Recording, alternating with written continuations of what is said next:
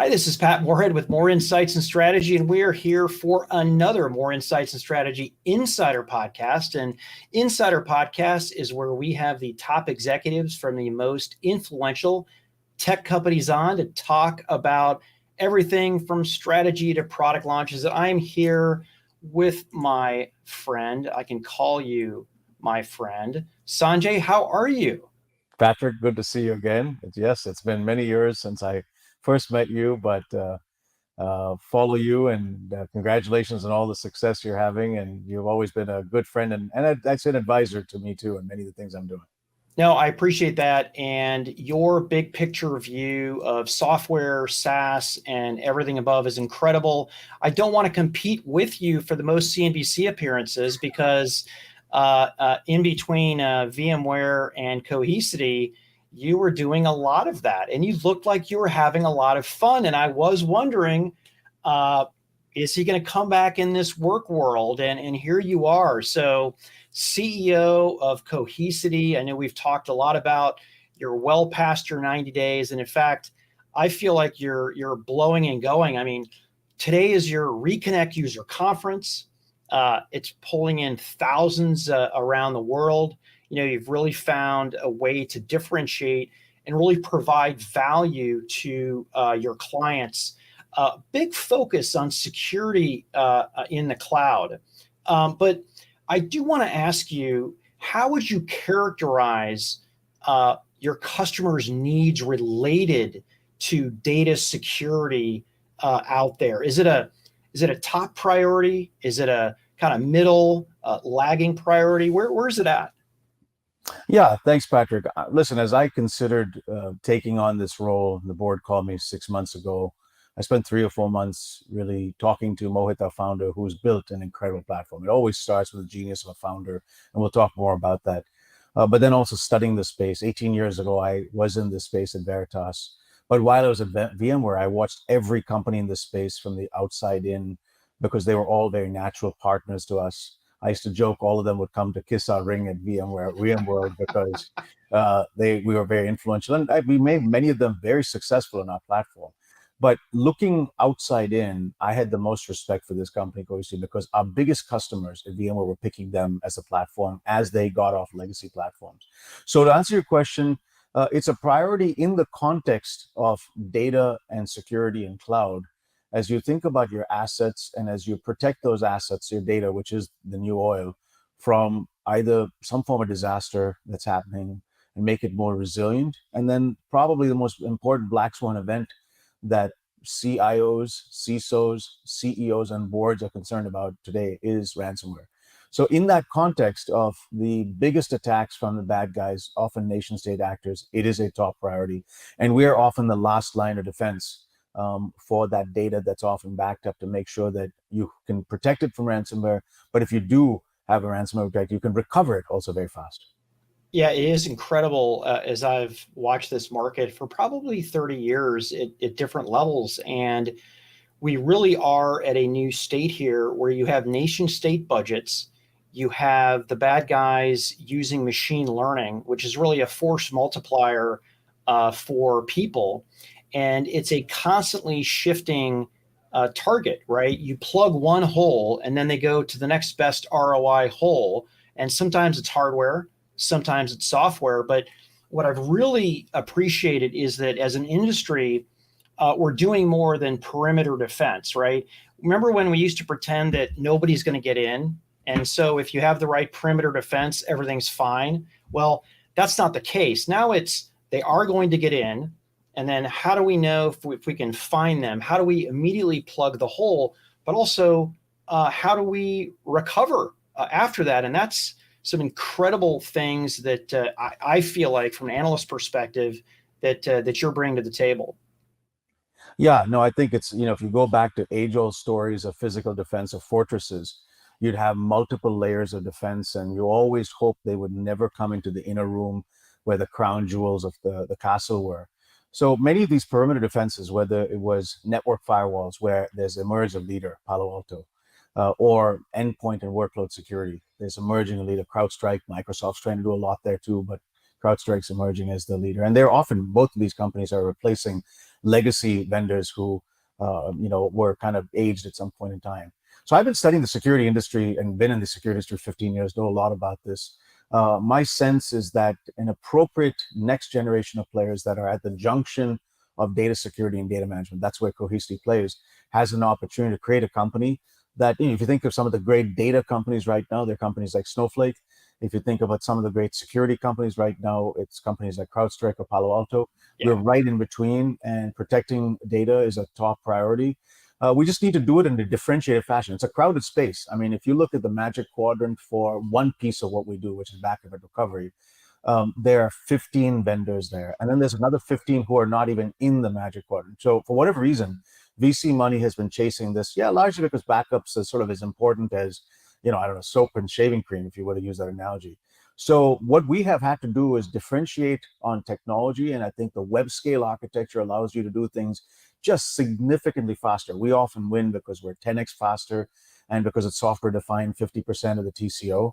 But then the security vector is often, many of these folks have been thinking as storage companies, not as security companies. So we get the Right. advantage point of being able to bring both that data management perspective to it, but also a data security perspective to it.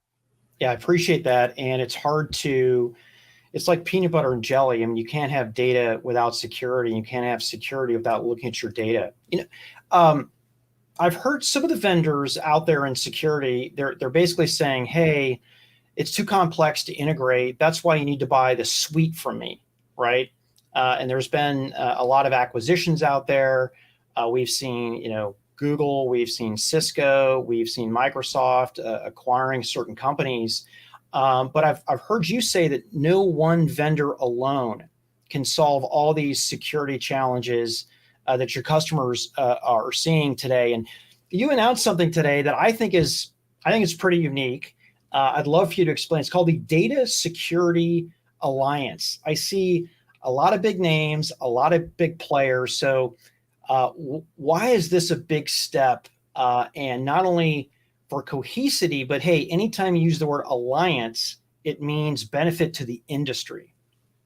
Yeah, I think, Patrick, that's a good question. I think, part of the reaction of many point vendors to platforms, and it's not a kind of a false narrative, is because the security space is crowded. There's 5,000 vendors.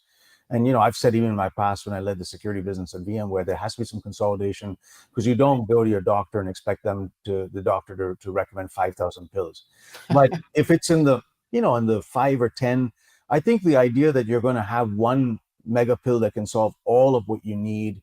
You do need to do certain things to make security part of your hygiene. It's just the same way that you're eating your vegetables, your fruit, your proteins, drinking water, getting the right amount of sleep. So multi-factor authentication, encryption of data, being able to ensure that you've got, segregation of your applications, segmentation of them, all the kinds of things that you expect security to do as hygiene, is foundational, and every common person, knowledge worker, should be educated on that. I think everyone now knows what multi-factor authentication. You're usually getting a second factor from your phone. One day, I hope it's as mainstream as even your retina scan. So you'd have to physically either cut off my thumb or plug off my eye to get the second or third factor. But this, my parents should know what multi-factor authentication, but that's foundational. But I think when you get to these key disciplines, I've come to the conviction, I thought perhaps maybe 3-4 years ago, that you could create a mega platform where you can have one company do network security and endpoint security and identity, and cloud security. And what's happened is many of these vendors, because of the pace of innovation needed and the rapid, kind of influx of the bad guys, we've got specialists. Network security, it's Palo Alto, and endpoint and workload security, it's CrowdStrike, and identity, it's Microsoft and Okta, and cloud security companies like Zscaler that have really perfected many platforms of their own. And I think it's the job of the CISO and for us as other vendors in that place to integrate with them, and Right. present to a CISO not 50 different tools, but they pick 4, 5, 6. So my, kind of big idea here was to say, I know many of these folks in the security industry. Who are the top 5, 10 security vendors I want to be part of Alliance? Because our focus is not competing with them on the perimeter or on the endpoint. It's really being the best data security and management company. But it takes a village to fight the bad guys. So let me go and get CrowdStrike and Palo Alto and Splunk and CyberArk and Okta and work with AWS and Microsoft and Google. And let's add one of the most renowned security experts in the world, Kevin Mandia, to our board to do all these things that give the customer the confidence that we've got a village coming to help them. It's all about the customer at the end of the day. And that was the notion I had even before I took the job. So we got to fast work. We'll talk a lot about unpacking this stuff. And the Data Security Alliance is a starting point of 5-10 vendors that we've identified at the time of this launch that have supported us. You'll see video material from them, and also in person at our New York event, where they're coming out saying they are excited. They have choices of who they can partner with. It's not exclusive that they work with Cohesity, but this is the first time in the data security management industry that we have assembled a group of, I would say, almost 100 billion market cap worth of companies that are supporting. We're going to open up this alliance, Patrick, to even our competitors. This is not intended to be a Cohesity only thing. If we can work on standards across the data security industry for even our competitors to ensure that everybody is safe, our enemy should not be our competitors. It should be the bad guys that are often nation state perspective. So even the starting point of the partners of us in the security space is just the starting point. I expect many more to join this alliance, and I will openly invite this out to even our CEOs of our competitors. No, I appreciate that. And if you think about it, what you're enabling two things from my point of view. First of all, we have choice of best of breed security or suites. And what you're enabling is the simplicity of having a best in breed product, but without incurring as much of the cost and labor of integration. But secondly, all those security signals that you're seeing, you can pass to other companies that will be inside of your customers. So they're getting advantage of having all of this intelligence out there on the edge. You mentioned Kevin Mandia, CEO of Mandiant. You actually not only formed the Data Security Alliance, but you've put together a Cohesity Security Advisory Council that Kevin actually leads. And I think I saw names from Netflix, Facebook, Honeywell, NSA, impressive. And maybe you can talk about, and Microsoft. I think I saw Kelly Bissell on there as well. What role do you see this playing, and how does the council maybe interact with the alliance, or maybe those are just two totally separate things? I think you actually got the alliance completely right. It's the idea of making sure that they're not having to deal with lots of signals. We will integrate into the best security operation control centers, whether it's CrowdStrike or Palo Alto or Splunk. Their signals will feed us. That's probably 75% of the time, because we're not trying to be the SOC. We get signals from them, but maybe 25% of the time, if we're seeing malware or stuff that's happening in the data that we protect, we can send a signal back to them. The idea is to make that seamless and to work on those integrations. Every one of the Data Security Alliance partners, whether it's product or consulting, will have a integration. It's not a Barney press release. All of them have planned or already existing integrations. Coming to the Security Advisory Council, I take a lot of kind of parallels in fighting the bad guys in security to healthcare. My mom's a doctor. I didn't inherit that part of her genetics. I'm much more an engineer and a math person than a biologist. But in watching a lot of what we've unfortunately had to face in the world the last 3 years with COVID, I was intrigued by the fight of this disease and how much, with this disease, you had to do constant testing. Like the whole idea now is COVID testing has become mainstream. Don't we wish it was so easy to get a COVID test in January and February of 2020 first came out? It took us some time. The vaccines helped us tremendously. So we have to have a rapid way by which we're testing all the time. We've got product capabilities to do that. You've obviously got to have the vaccine. That's certainly the software capabilities, similar to what we're doing at Cohesity. Yeah. But you've got to have the doctors. You've got to have the best physicians who are, just because one person may have a different opinion, but collectively, there's this proverb, right? In the counsel of many, there's often wisdom. I think that when you can get the best doctors advise you, you're staying healthy. It's the same thing in security. So when I took the role, I asked myself, who is the best mind in the security industry bar none that's respected by organizations and governments alike? And it's Kevin Mandia. when there's SolarWinds, a Colonial Pipeline, the governments, the boards, they call him. I called him up, and he was in between selling the company to Google. He had capacity to join our board, and we were delighted. But I said, listen, I have more than just joining our board, Kevin, in mind. I would love to create a group of extended advisors who are in a security advisory council, sort of a notch below our board. They don't have necessarily governance responsibility over Cohesity, but they have advisory capability, certainly to us and to our customers. And these are the people you named. These are all extremely, Alex Stamos, for example, was CISO at Facebook. Jason Chan, CISO at Netflix. Sheila Jordan, Marion Bailey, Laura Berriman, and then we've just added, this is a major announcement, at Reconnect, Kelly Bissell, who I've known for many years. He would lead the security practice at Accenture, and now he runs the security services business at Microsoft.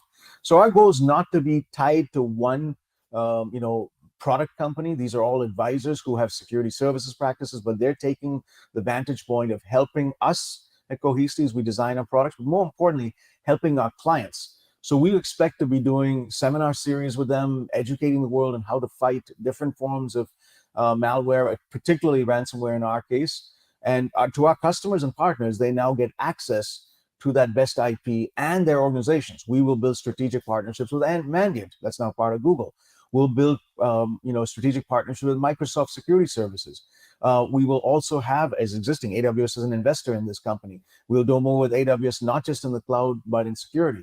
PwC is now part of that group of the Data Security Alliance because much of this requires security advisory work. We've also had many cyber insurance companies that want to work with us to say, hey, we'd like to ensure that if a customer implements Fort Knox, which is our cyber vault, maybe that customer is eligible for a lower cyber insurance. So all of these types of things are the type of thought leadership and ways in which we consultative advisory work we think we can help our customers. I think 20 or 30% of it will be product that we can serve a customer with.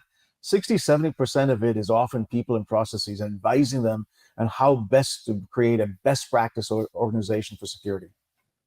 So I've watched your career at multiple places, and you're very partner focused. So I shouldn't be surprised at all about the alliance and the council, but what I didn't expect is it would happen so soon.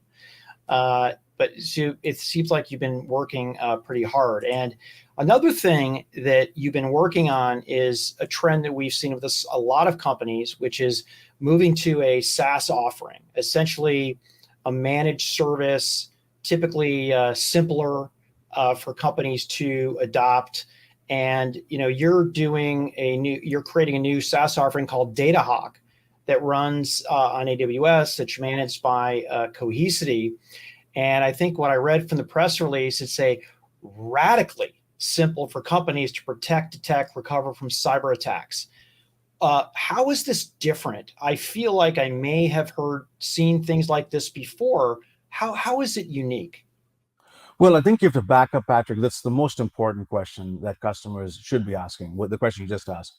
And I think as a vendor, you have to always ask, why buy, why Cohesity, why now? Because it's a crowded space. There's, like I said, 30 odd vendors, everyone trying to do a piece of it. So I'll start back up by saying, listen, fundamentally, why we have become the Gen Z vendor, if I could, I'm not a Gen Z person myself, but I think we're a modern company that's replacing legacy, is our Google scale, Apple simplicity. The scalability, a web scale architecture, which Mohit invented, is highly disruptive to the traditional, vendors who were built pre the cloud architecture. It doesn't mean that the platform only runs in the cloud, but if it's running in a private cloud or public cloud, it has that parallelizable, elastic capabilities that you come to like from web scale architectures, and we shine in that. When we get into a bake-off, we typically blow away every competitor on scale metrics. Whether it's the time it does to take a mass recovery. Customers. When I talk to customers, what was your before and after experience on scale? And lower cost of ownership because it's a software-based solution. It's like a weight loss commercial. I mean, before Cohesity, it would take me 45 minutes. After Cohesity, it takes me 4 minutes. Before Cohesity, my cost of ownership of hardware, software, and labor was this big, and then I was able to reduce it by 50%. So I would say that sort of scale coupled with Apple-like simplicity, Google scale, Apple simplicity, is the first key reason we win, which doesn't even before you get to DataHawk and security. The second thing when you get to security is we've thought about security from the get-go as built-in, zero trust security built in as opposed to bolted on. I think a lot of the folks who have been now starting to talk about security are kind of bolted on additive capabilities later on. We've, things like multi-factor authentication, all of the zero trust capabilities, integration with the top capabilities, encryption of data. We've been thinking about that for a while, and an API framework which made much of this integration so easy to do was well thought through from the beginning. But then when you get to specialist capabilities that now need to be added to the product because it's relevant now, cyber vaulting, threat hunting of data. Think of threat hunting of data just like COVID testing. You're constantly looking at data to notice if there's some anomaly in a very large, maybe tens of petabytes or hundreds of petabytes of data that you've backed up. And then third is classification of data, which becomes a very important aspect of the either detection or the post-response capabilities for data. These are all specialist capabilities that you could get from point vendors. We've brought that together now. One piece of that we'd already announced before, cyber vaulting, in an award-winning product called Fort Knox that won at VMworld the best product of the show, beating out all of its peer competitors. But we decided to go beyond that to a full capability in a security product that we're now announcing called Data Hawk. I love that name. It's going to be like a hawk that looks over you. It takes care of you. And that security capability we felt was best served as a SaaS offering. We're looking forward. We've been listening to customers a lot about what those capabilities are. We think its capabilities, when we benchmarked it, is the best in the industry for these categories. Not cyber vaulting, we're already number one, but for all the things we're doing in the other aspects. And the other thing we've done in DataHawk and the core platform is built these integration hooks now to all of those companies in the Data Security Alliance, some of which is available today, or an aggressive roadmap. I'm building out an ecosystem engineering team where we will build integrations to all of these key vendors, but we can do it fast because the platform is API rich. Yeah, so I like that. Radically simple and powerful. Did I catch that correctly? Yeah, Google scale, Apple simplicity is what we like to say, but the scale and simplicity are the key reasons we win. And what customers pick us. I don't like to say we win because, ultimately customers pick us as opposed to us winning. That's a better way of phrasing it. And then, the way in which we've thought about zero trust security being so holistic and also deep and functionally strong.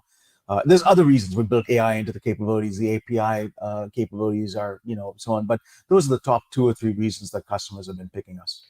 So it makes a whole lot of sense. I mean, who can argue with scale and simplicity? Nobody. But I have to ask, like, what's your secret sauce? How are you able to do this and others aren't? Is it how long you've been in business, meaning, maybe clean slate type of thing? Is it just better future planning on where the endpoint was and then building an architecture, people? I mean, how are you able to do this?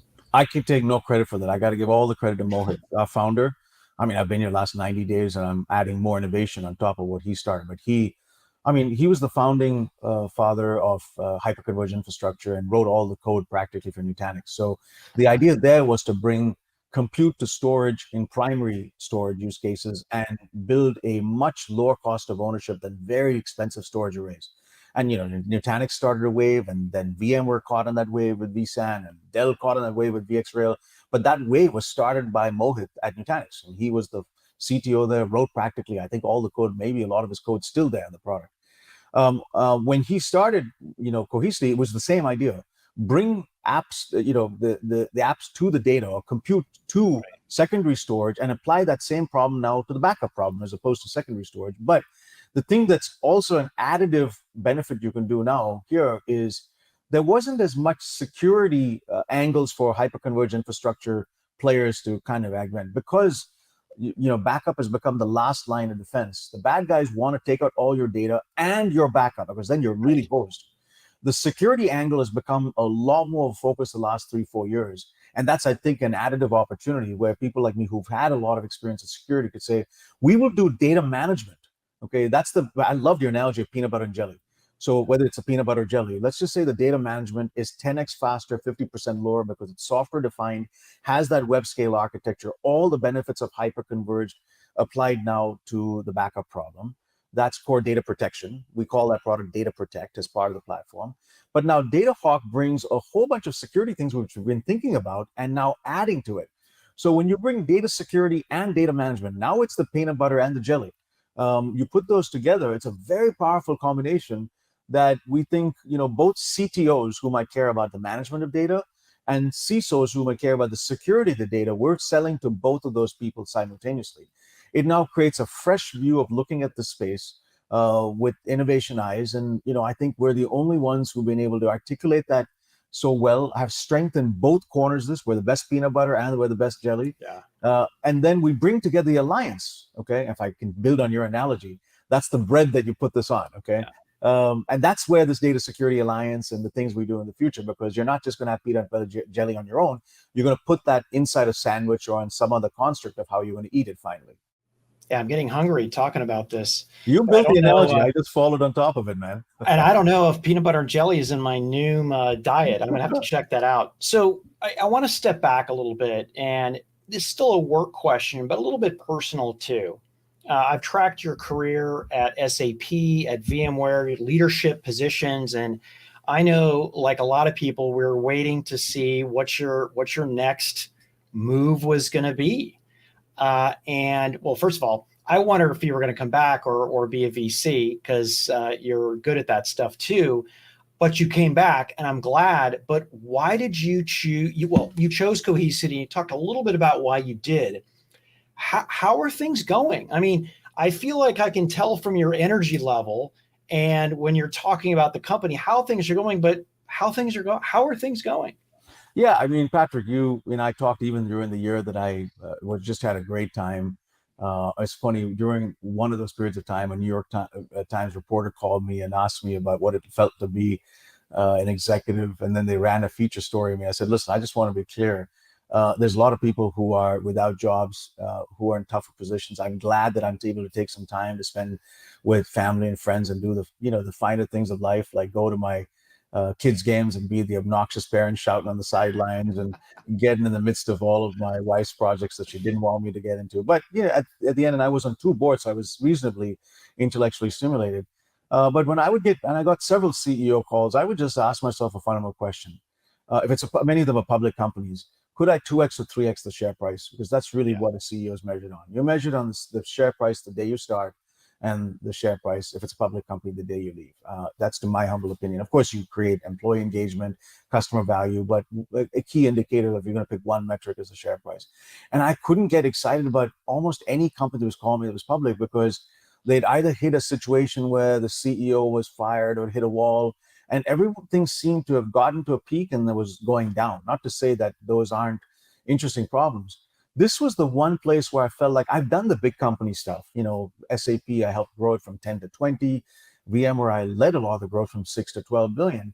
I hadn't done the small. I had not taken a company public. I had not created $1 billion business on my own. I'd helped grow within the confines and the safety net of a VMware at SAP, many multi-billion-dollar businesses.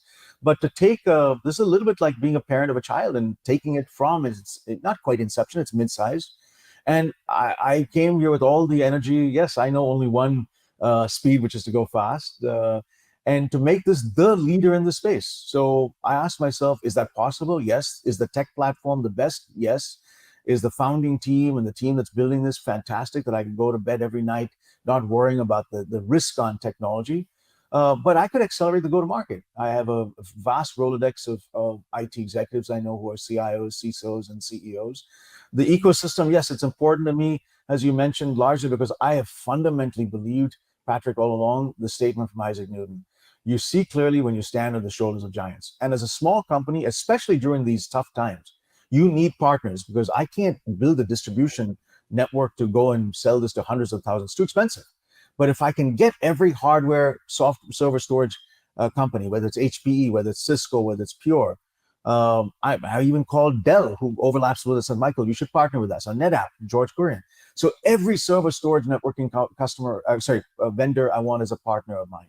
In the cloud, Amazon's an investor, and we're certainly going to be preferred there. But if there are things we could do with Microsoft and security, like we're doing in this announcement, we'll do it there. If there are things we could do with Google through security, with Mandiant, we're going to do it there. the VARs and the SIs. So I think that as we think about that, really energized me about what the possibilities were. And I felt, with no insult to the previous generation, most of the companies in the space are not innovating because they are tired old technologies that are legacy, sometimes owned by private equity or other investors who are not progressively thinking about the future. Many of their top employees were leaving. I felt this was an opportunity to create a winner in this space, bar none. When I called customers, the biggest customers, the banks, the tech companies that were in these, over 40% of the Fortune 100 are our logos, and the remainder are all using legacy companies that we can replace. So I think there's an opportunity to get 100% of the Fortune 100 as our customers, 100% of the Fortune 500, 100% of the Global 2000. If you do that, you've created another snowflake. Okay, this space doesn't have as much of that heat and aura as the data warehousing analytics space that Snowflake had. But it's early days, and I think given the focus on things like security and ransomware protection, that's ours to really consolidate. The argument to make sure that in a crowded market we stand out. All the questions you asked me, the most important things we want our customers to know, and then of course, brainstorming with folks like yourself. How do we increase the visibility of this company, Right. so that the brand is now a lot more known? We aren't as well known as a VMware or an Amazon or a ServiceNow, but we're still, smaller than them, and one day we will be. How can I create that now, where in many cases I didn't have to create the brand of SAP when I got there? It already existed. Right. I didn't have to create the brand of VMware. In this case, it's a little bit of a tougher problem, and I want to go and crack that, which is make Cohesity the best known brand in data security and data management, and we're just getting started. Man, I love the passion, and not that I should be surprised because I saw it at both VMware and SAP. But my company has started to analyze and advise startup companies, and if there is some magic I've seen is there's a life cycle of companies out there, and the first few stages are these brilliant inventors who create an amazing product that is just ready to be scaled. And then they bring in somebody who radically scales the company in a way that doesn't break the bank. And by breaking the bank is it's not all on your shoulders. You recognize who to partner with, who's good partners, who's going to be a fair partner, a strategic partner, a tactical partner, and not necessarily sink you by you having to react to every whim that they have. So I like what I see so far. I'm surprised at I guess I'm not surprised, knowing you, at how quickly the alliance and the council came out.